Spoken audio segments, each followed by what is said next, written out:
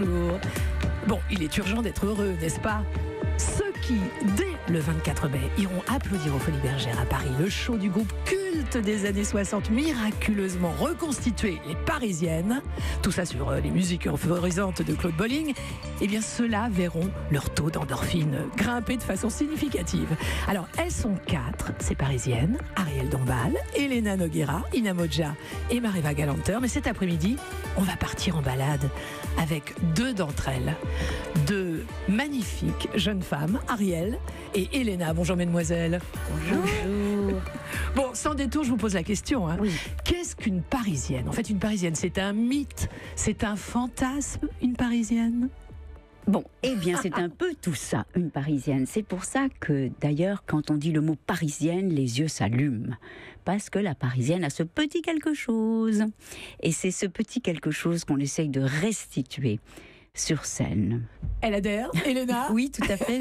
J'écoute, j'adore quand Ariel nous raconte les choses. Mais je reprends aussi des mots qu'Ariel a déjà donnés aussi en répondant à cette question.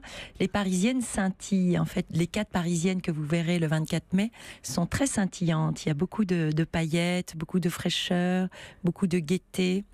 Beaucoup d'ironie parfois. Elles sont pertinentes, elles sont libres.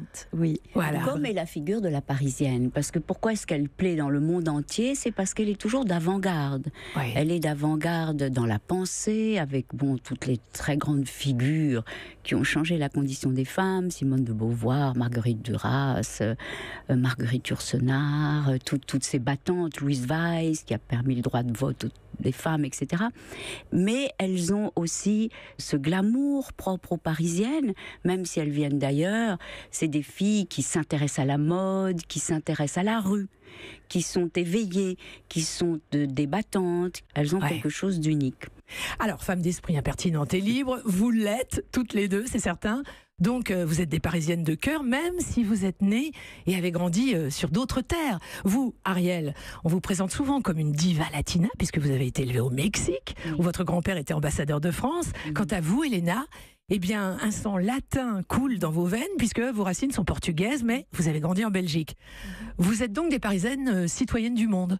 c'est ça. Mais souvent, les Parisiens et les Parisiennes viennent d'ailleurs. Paris est fait de gens qui viennent d'horizons différents.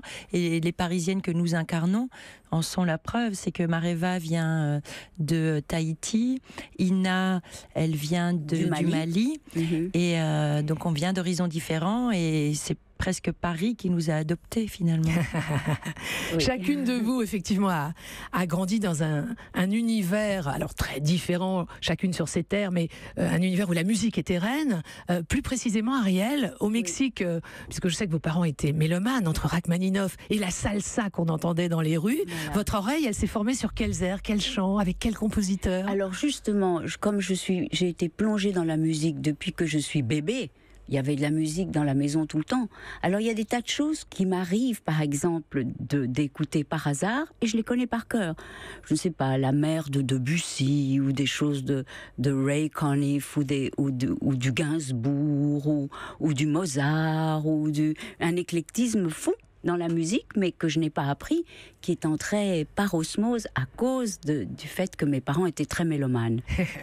Alors, Elena Nogueira, votre papa, lui, était musicologue. Oui. C'était inespéré pour la chanteuse en devenir que vous étiez, ou bien ça n'a eu aucune influence, en fait, sur vos goûts et vos choix? Oh si, de toute façon, oui, ça a de l'influence, quoi qu'on en dise, le milieu social et culturel dans lequel on est nous constitue, donc si. Lui, il était spécialiste en jazz, en free jazz, donc effectivement, la fantaisie est arrivée très vite grâce au free jazz, parce qu'il nous emmenait en concert, voir des musiciens comme Hans Benning, je sais pas si vous qui avez fait du jazz et de la batterie aussi. Voilà, c'était des musiciens très fantaisistes et qui jouaient une musique très déstructurée, donc la fantaisie est arrivée par là. L'adolescente que vous étiez adhérait complètement?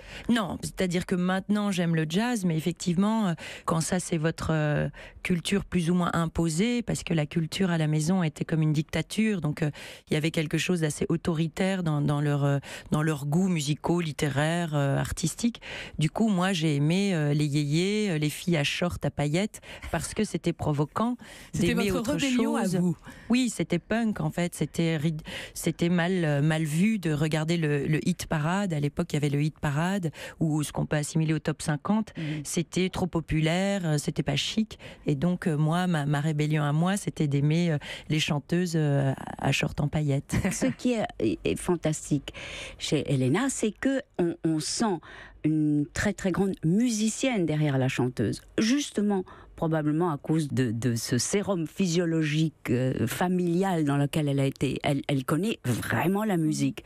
Et donc, c'est une chanteuse, c'est d'abord une artiste musicienne. Et puis en plus, elle sait très bien chanter. Mais ça ne se pose... C'est pas quelqu'un qui est comme ça, tout à coup, la génération spontanée. Ah tiens, ma sœur chantonne, non, si je faisais ça.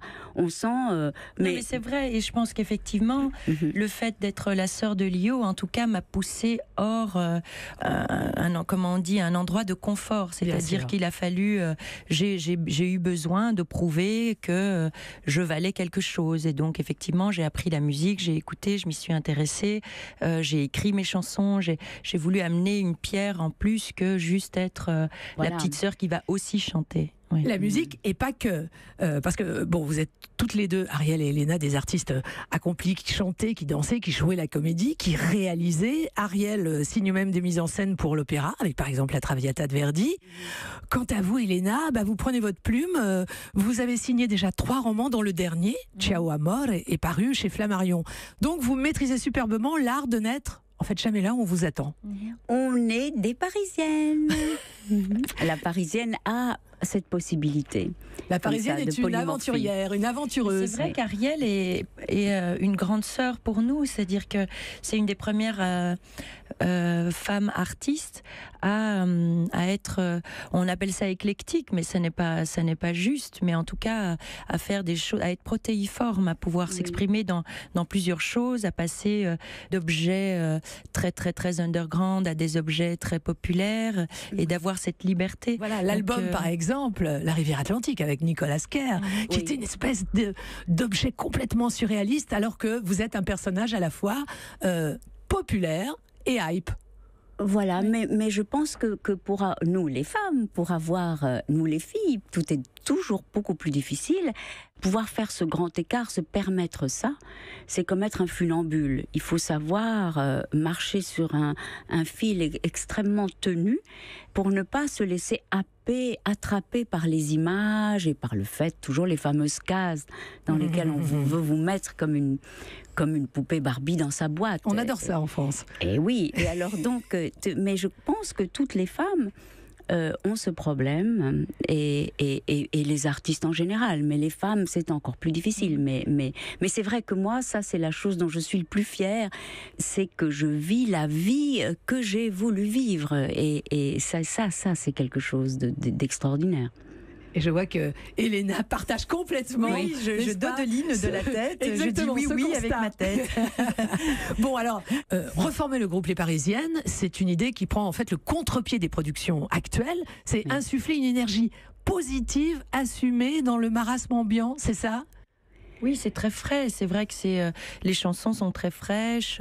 Elles ont l'air très pop, bien que ce soit Claude Bolling qui les a composées. Donc elles sont compositeur de jazz. Voilà, elles sont quand même très jazzy, mais comme les paroles sont assez fraîches, ça a l'air de petits bonbons anglais, même s'ils sont français et parisiens. Oui. Et effectivement, le spectacle sera scintillant. Il y a 25 tableaux, 15 costumes, 4 danseurs, 4 musiciens.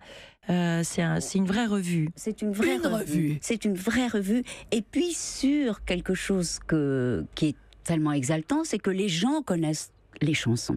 Donc il y a tout de suite une adhésion. On se dit mais ça c'était les Parisiennes. Oh oui, mais j'adore. Ah, c'était les Parisiennes. Ah tiens, oui, voilà.